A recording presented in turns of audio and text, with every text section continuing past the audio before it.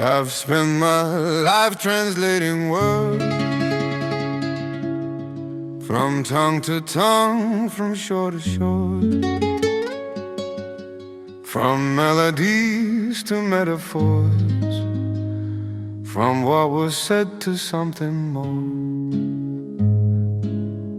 I took the language of the heart and made it crystal clear. I found the English for despair, the Russian word for fear. But I was just a messenger, a bridge between the lands. I never crossed to either side, just offered both my hands. Then she walked into my ordered world with eyes I couldn't read, speaking in a dialect no dictionary could ever lead. She was the untranslatable. Every word I tried would break, like trying to explain the sunrise.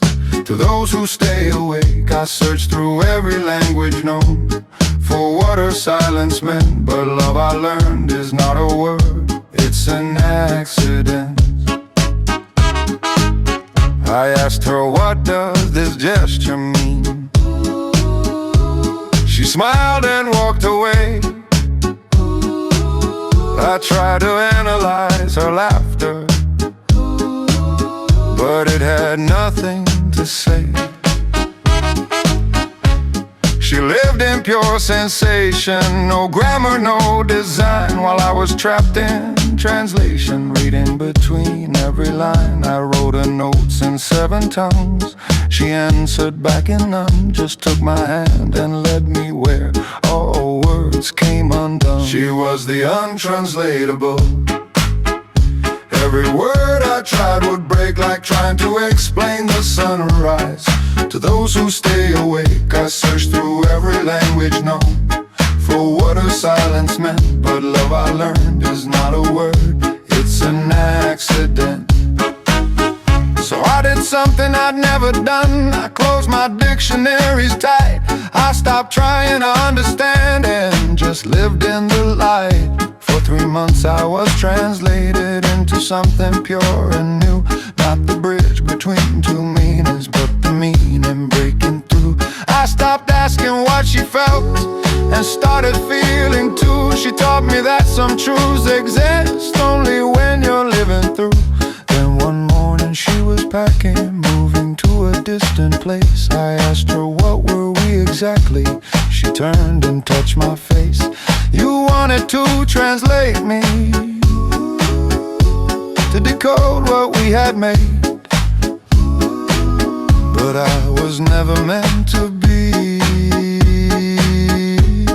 your puzzle or your trade. She said you gave up translation, but not the need to know. Real love requires surrender, and you couldn't let that flow. I was the untranslatable one, not her but me all along. Too trapped inside my meanings to dissolve into the song. She tried to teach me feeling, but I kept searching for the key. And love, she said, forgives many things, but not the need to see. Now I understand the cruelest twist of my translator's fate. The one thing I could never render was my own prison gate. She didn't leave because I failed to understand her soul. She left because I understood too well my inability to let go of control.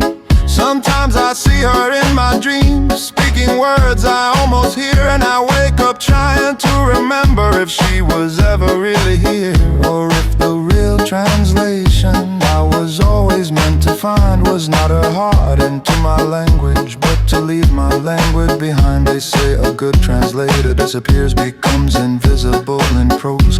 Maybe that's what she was teaching me, that love means no one knows. No words, no definitions, no meaning we can claim. The only translation that ever worked was to forget my name and become something without borders, something wild and uncontained. The truest feeling in